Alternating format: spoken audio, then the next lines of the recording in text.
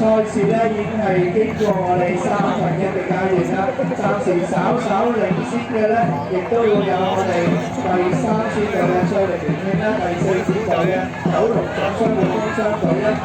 亦都係稍稍領先咗出嚟嘅。我哋去到我哋最後1/3嘅階段啦，仍然見到咧我哋第4支隊嘅九龍總商會工商隊咧係稍稍領先咗出嚟嘅，去到最後咧應該係第3、4度嘅我哋亦都係追住好啲嘅時間，去到第3名嘅時候咧，第3名究竟係第5支道亦都係第2支道咧，非常之緊張啦！去到中國終點啊，會係我哋第4支道嘅九龍總商會工商會啊，跟住緊追隨後咧係商力聯慶嘅。